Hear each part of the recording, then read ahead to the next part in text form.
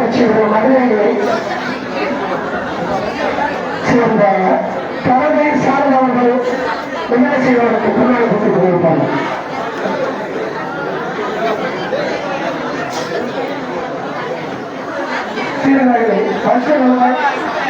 அவர்கள் விமான செய்வதற்கு முன்னாடி கொடுத்து ஆனந்தவர்கள் விமான செய்வதற்கு முன்னாடி கொடுத்து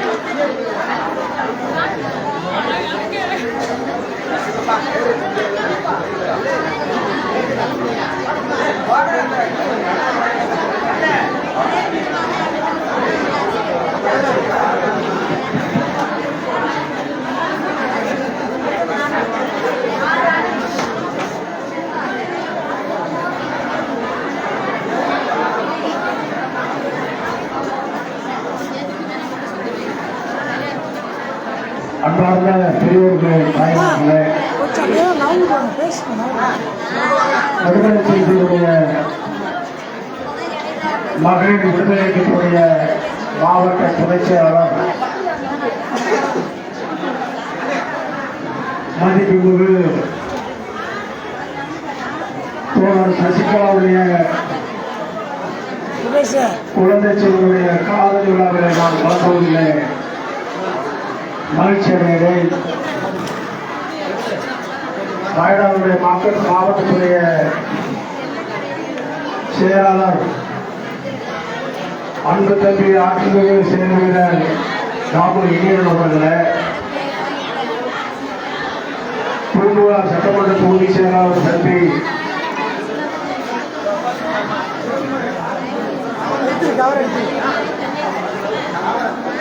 காமராஜ் அவர்களே,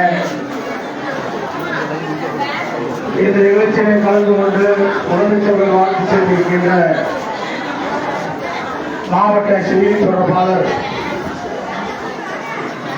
தேவா அவர்களே, இந்த குழந்தை சமூகங்களை வாழ்த்துவதற்காக திருவாரூரிலிருந்து வந்திருக்கின்ற மாவட்ட செயலாளர் வெற்றி அவர்களே, முன்னாள் மாவட்ட செயலாளர் கீதா செல்வம் அவர்களே, வேதாரண்யம் பகுதியிலிருந்து வந்திருக்கின்ற மாவட்ட செயலாளர் சோமா செல்வராஜ் அவர்களே,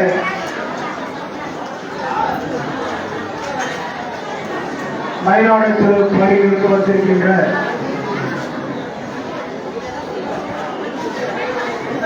ரியாஸ் கான்,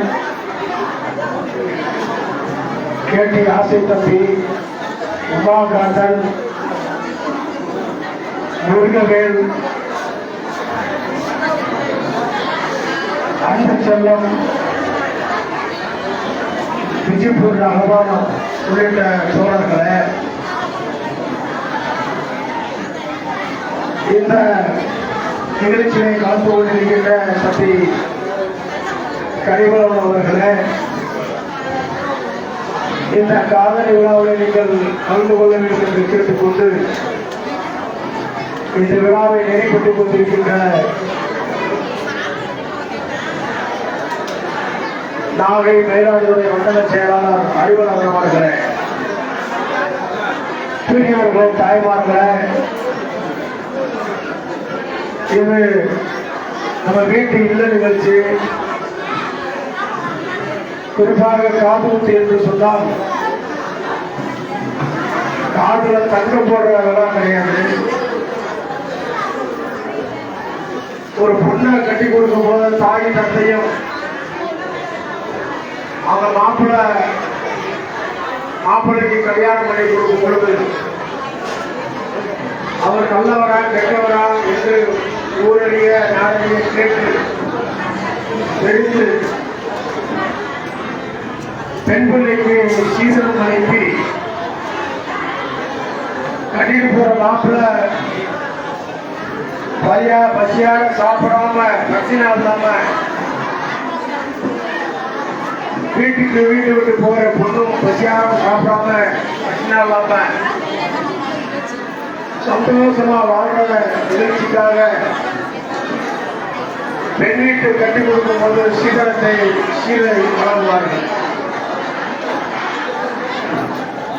பொம்பளை பிள்ளை பிறந்தா அந்த காலத்துல நம்ம வீட்டிலாச்சும் சாணி எதையாச்சும் படைச்சு விடுவா. ஆம்பளை பையன் பிறந்தா யார் வீட்டிலாச்சும் படிக்கிறதுனால குடும்பத்துல கல்யாணம் பண்ணுவாங்க சொல்லி அந்த காலத்துல நம்ம முன்னோர்கள் குழந்தை ஆண் பெண் பிறக்கும் போல இப்படிதான் சொல்லி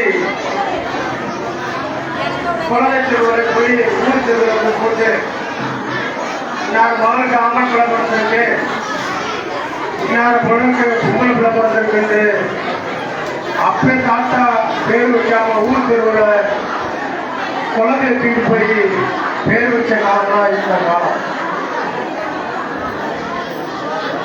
இன்று அப்படி அல்ல. ஆம்பளை பிள்ளை பிறந்தா கரெக்ட் ஆக்குவேன், இல்லாட்டி நம்ம ஐஏஎஸ் ஆக்குவேன், இல்லாட்டி ஒரு டாக்டர் ஆக்குவேன். பொம்பளை பிள்ளை பிறந்தா எவ்வளவு கஷ்டப்பட்டாலும் பரவாயில்ல, கொத்தனார் வேலை பார்த்தாலும் சித்தாள் வேலை பார்த்தாலும் கம்பி கட்டை வேலை பார்த்தாலும் நான் படிக்கல, என் பிள்ளைகளாச்சும் படிக்கட்டும் அப்படின்னு குழந்தை செல்வங்களை கடன் பெற்று பிள்ளைகளை படிக்க வரும் காலமாக மாறிவிட்டது. நான் முதல் சொன்னது அயோத்திதாசர் பண்டித்துடைய காலம். ஆனா இப்ப சொல்றது தலைவர் திருமாவளுடைய காலம். பல்லாயிரக்கான வேலைகளிலே ஏன் நீ பள்ளிக்கூடம் போல பிள்ளைய படிக்க வைக்க வேண்டியதான, ஏன் வீட்டில் போய் பண்டகாலம் பார்க்கிற, நகரத்துக்கு போய் எங்கேயாச்சும் கூலி வேலைக்கு போ, கையிலே சம்பளம் வாங்கு, இனிப்பொருள் பார்க்காதே, உங்களுடைய நல்ல வீட்டுடைய குடிமகனா மாறு, நகரத்தில் சென்றால் இங்கே சின்னவை குறைகள் என்று சொல்லி பல்லாயிரக்கணக்கான பொதுக்கூட்டங்களை எழுச்சிகளுடன் பேசியிருக்கிறார். அதுபோல இன்று சசிகலாவுடைய குழந்தை செல்வங்கள் 3 பேரும் நன்றாக படிக்கக்கூடிய மாணவ செல்வங்களாக இருக்கிறார்கள். நீங்க நல்லா படிக்கணும். உங்க மனசுக்குள்ள அம்மா அப்பாவை எப்பயாச்சும் படிக்க வச்சிருவாங்க, நீங்க கனவு காணணும். ஒரு கலெக்டராவோ அல்லது ஒரு ஆணையாவோ டாக்டராவோ அல்லது காவல்துறை அதிகாரியாவோ மாறணும் என்று எண்ணத்தை வளைத்து நீங்க படிக்கணும். இந்த விழாவுடைய நோக்கமே தெரியுமா? தாய்மாவின் சீர்கொண்டு தாய்மாவின் மகனை காலத்து கொடுத்தோம். கடைசி வீட்டு தாயோட குழந்தை விஷயத்தில் எடுத்துதான் பேசிட்டு ஒன்னா கட்டி கொடுத்தோம்னா ஒண்ணு பக்குவமாச்சுதா 7வது வருஷம் 9வது வருஷம் வட்டாப்பு போட்டு நான் 4 வாழ்க்கை கல்யாணம் பண்ணி கொடுத்தேன். என் மகா கர்ப்பமாயி இன்னும் ஓரிரு மாத்திரம் குழந்தை பிறக்க போறா அப்படின்னு சொல்லி ஊரு பெரியவர்கள் ஆண்கள் பெண்கள் அதெல்லாம் அழைத்து கொண்டு போய் அந்த எப்படி கல்யாணத்துல எப்படி கொடுக்குறாங்களோ புது சேலை கட்டுவாங்களோ அதுபோல அந்த கல்யாண காலத்துல மாப்பிள்ளையும் ஒன்று உட்கார வைத்து நகை வைப்பார்கள். அது முடிஞ்சு தாய் வீட்டு சென்றால் கல்யாணம் பண்ணி முடிச்ச பிறகு அவங்க முதல் செய்யலாம். 2வது செய்தது எப்படி சொன்னா அந்த குழந்தை பிறகு அந்த குழந்தை பிறகு அம்மா உப்பா சீக்கிரம் கிடையாது. சசிகலா கூட பிறந்த அண்ணன் தம்பியா அப்பா தம்பியா அல்லது சித்தப்பா மக்கள் பெரியப்பா மக்களோ சேர்ந்து தாய்மாமனுடைய சீரை வாங்கி தாய்மாமனுக்கு மடியில உட்கார வச்சு இந்த குழந்தை செல்வங்களை ஒரு காதுக்கு வழக்கமாக நம்ம முன்னோர்கள் கடைபிடித்திருக்கிறார். அது எதை கடைபிடித்தால் நம்மளுக்கு பெரிய பிள்ளையா என் வீட்டில் பொண்ணு ரெடி, உங்க வீட்டில் மாப்பிள்ளை இருந்தா நீ என் வீட்டு பொண்ணு ஒரு சடங்கான பொண்ணு இருக்கு அப்படின்னு தெரிஞ்சுக்கிறதுக்காக சடங்கு சுற்றுறது. இந்த காது குத்து என்பது என் பொண்ணு பெரிய விளையாட பக்கம் இருக்கிறா, எனக்கு மேல வரலன்னா காது குத்த முடியாது, காதல வந்து ஓட்ட போட முடியாது அப்படின்னு சொல்லுவாங்க. காது குத்துவாங்க, மூக்கு குத்துவாங்க. அந்த பாப்பா போயிட்டு நகைக்கடையில உட்காந்துட்டு அழகா இந்த மூக்கத்தி போட்டா அழகா இருக்கும், பெண்ணுக்கு கண்ணு முத்தி போட்டா அழகா இருக்கும், கையமுத்தி போட்டா அழகா இருக்கும், இந்த வெள்ளைக்கண்ணு முக்கத்தி போட்டா நல்லா இருக்கும். பார்த்து மாப்பிள்ளை மாமா நான் வயசுக்கு மாறி இருக்கிறேன், இன்னும் எனக்கு சீரியல் செய்யல, அதனால நாங்க எங்க வீட்டுல காத்துட்டு போறோம், ஒரு நல்ல தோடும் நல்ல மூக்குத்தி எடுத்துருவாங்க சொல்லி ஊரறிய நாடறிய பெரியவர்களுடைய காதுகுத்துதான் நம்ம முன்னோர்கள் வழக்கப்படுத்திருக்கிறார்கள். காதுகுத்தி என்பது நாம் தாய்குத்தி சீதரவாக இருந்தாலும் சரி, தாய்மாமன் சீதரவாக இருந்தாலும் கூட இது உறவை ஒழுங்குபடுத்துகிற, உறவை ஒன்றுக்கொண்டு தெரிந்திருக்கிற ஒரு விழாவாக நம்ம முன்னோர்கள் வாழ்ந்திருக்கிறார்கள்.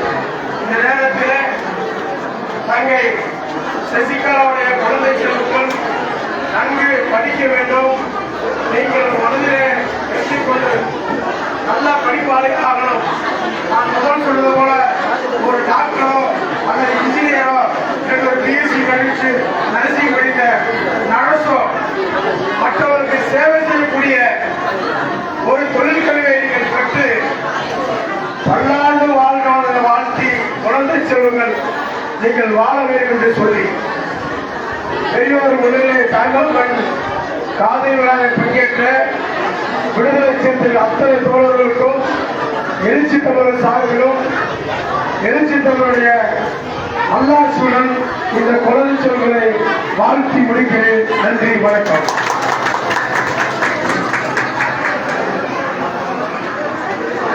அன்பார்ந்த தோழர்களே, ஒரு முக்கியமான அறிவிப்பு. மகளிர் விடுதலை இயக்கத்துடைய மாவட்ட செயலாளருடைய இந்த விழா மார்ச் 29 எழுச்சி தமிழர் அவர்கள் சிதம்பரம் நாடாளுமன்ற தொகுதியிலும் நமது கட்சியுடைய பொதுச் செயலாளர் ரவிக்குமார் அவர்கள் விழுப்புரம் நாடாளுமன்ற தொகுதியை வெற்றி பெற்றதை ஒட்டி மகளிர் விடுதலை இயக்கத்தின் சார்பில் மாபெரும் விடுதலை சிறுத்தைகள்